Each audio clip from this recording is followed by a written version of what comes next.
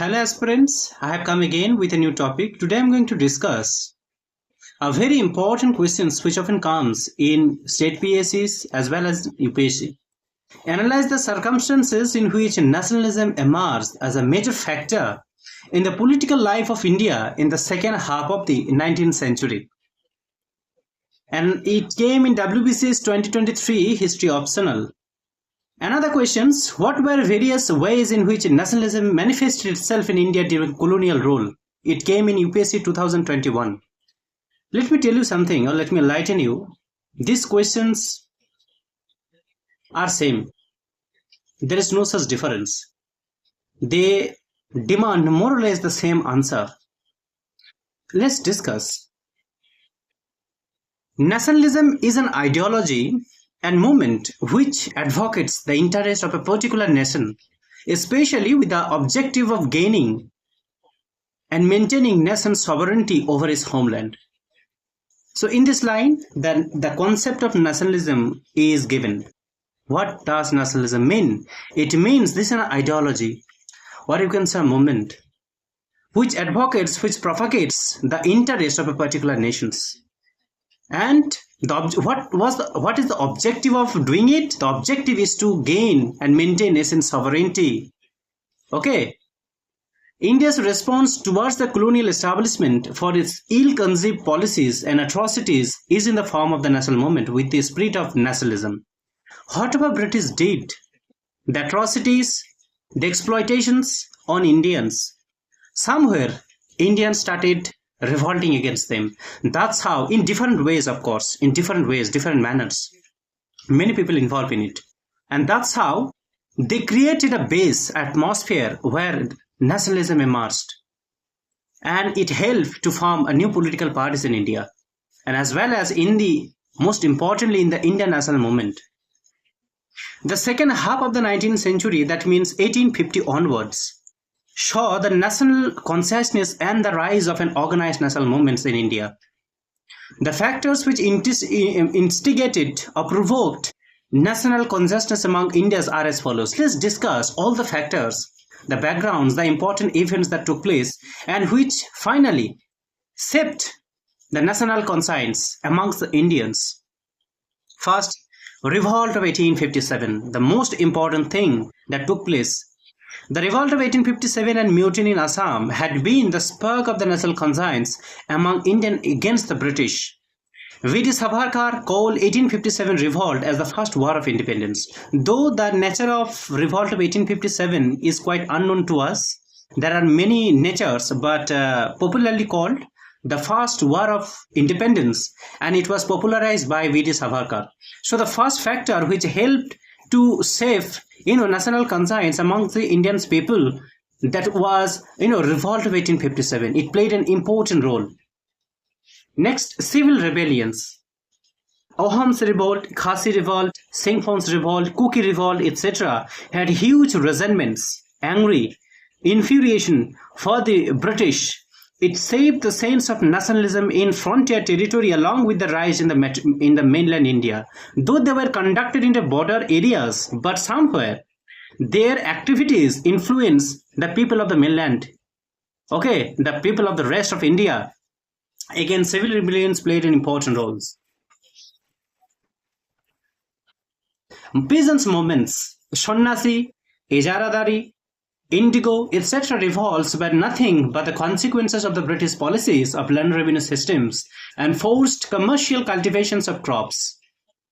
As you know, the British introduced Mahalwari, Raitowari, Jamindari, different types of land revenue systems, and they somewhere did a lot exploitations on Indians, peasants, farmers, the middlemen, the intermediaries.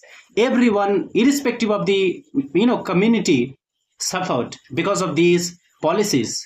So somewhere they had resentments, the angry, infuriations against the British, and ultimate shaped it like the peasant movements. Again in 1928, Bardoli peasant movements became part of the national struggle and one main aspect of the nationalism. As you know, Bardoli peasants movement and Sardar Vallabhbhai Patel played an important role in these movements. So all these peasant movements helped in the national struggle, in the national movement. It helps somewhere to spread nationalism, the national conscience amongst the Indian people. Political developments. British Indian Associations, East Indian Associations, India House, Indian National Congress, etc. started propagating the sense and spirit of nationalism and awareness of democratic rights and learning of popular sovereignty or supremacy. So the political developments took place at that moment, like the British Indian Associations, many organizations, East India Association by Dadabhai Naoroji, India House are there, Indian National Congress in 1885. All these developments, political developments took place, and they invited people to join them to stand against the British oppression. They propagated the idea of democratic rights. Okay, they spread the sense of nationalism to fight for the India's cause. So that's how political developments, provided an immense contribution. Prayers and literature, the one of the most aspect thing of this moment. English and vernacular witnessed an unprecedented rise of Indian-owned English and vernacular newspapers in the latter half of the 19th century due to the introductions of the modern press. As you know, modern press was introduced, and for this, English as well as vernacular language, that means the native languages, flourished. They became very famous, and this modern press helped them to propagate their view, their freedom of expressions, their talks about British exploitations, British atrocities. Okay, and that's how press and literature helped. Let's discuss some of the presses. Amrita Bazar Patrika, introduced in 1868, the Hindu 1878, the Bengal 1879, the Indian Mirror 1861, Kesari 1881, Bengali 1874. Of course, there are many more presses out there, but you must remember these 6 important presses. These presses played a significant role in spreading nationalist ideas, mobilizing public opinion, and inspiring Indians to participate in the freedom struggle. This press also helped to popularize, the concept of nationalism, and invited people, asked people to join the movement against the British. Here are some notable literature works and authors that provoked nationalism among Indians during British colonial rule. So not only press, many literatures, many authors wrote many things against the British just to, just to make people aware about the British activities, like Bankim Chandra Chattopadhyay's Anandamath in 1882, Rabindranath Tagore's Gora 1910, very famous, Swami Vivekananda's Bharatvarsha 1899, Lala Rajpat Rai's The Arya Samaj 1905, Bipin Chandra Pal's The Soul of India 1911, Aurobindo Ghosh's Bhavani Mandir 1905, Mulk Raj Anand's Untouchables 1935. And even the press and literature played a great role in the international movement. People became aware about the British deeds, ill-conceived ideas, exploitations from these newspapers and press. The traditional patriotism, Swadeshi movement generated a unique way of nationalism, nationalistic feelings. Ganapati and Shivaji festivals were celebrated to motivate young people and to join in these struggles. As you know, Swadeshi movement were started against the partition of Bengal in 1905. It aroused the nationalistic feelings amongst the Indians.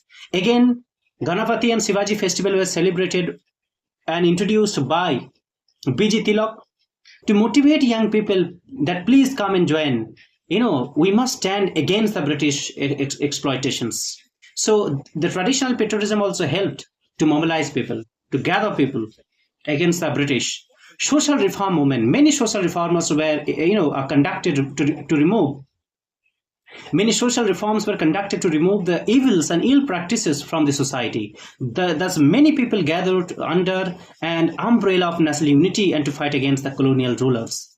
As you know, Brahma Samaj of India, Brahmo Sabha, Satya Sadhak Samaj, Swami Dayanand Saraswati's, Arya Samaj, all these things took place. Many social, movements were conducted by prominent leaders, individuals, just to remove evils and ill practices from the society, and that's how they somewhere helped to bring people an umbrella, in one umbrella, and they spread the sense of unity.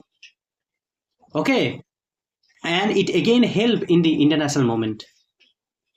Economic critic Dadabhai Nauroji's Poverty and Un-British Rule in India, Ramesh Chandra Dutt's Economic History of India, and Rajini Palme Dutt's India Today expose the spurious, benevolent, altruistic, or humanitarian character of Crown and British Raj, and advocated for boycott of British related intelligence in Indian system.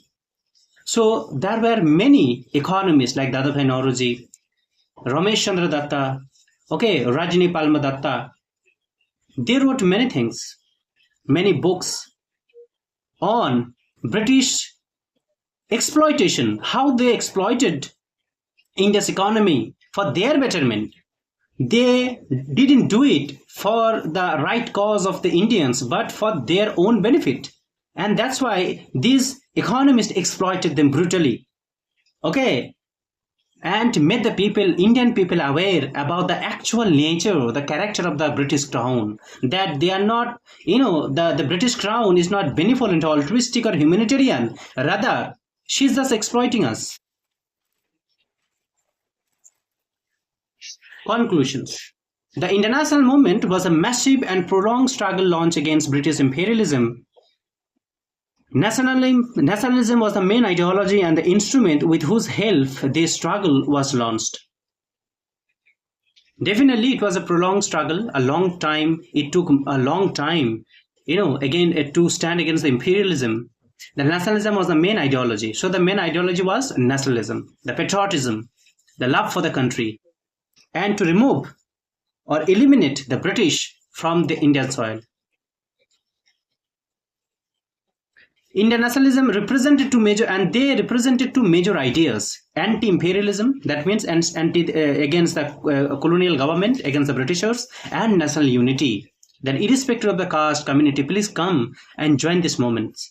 In other words, any Persian movement or organization that practice and uphold these two ideas could be considered nationalist. Definitely. So, thank you so much. I'll bring more content on this.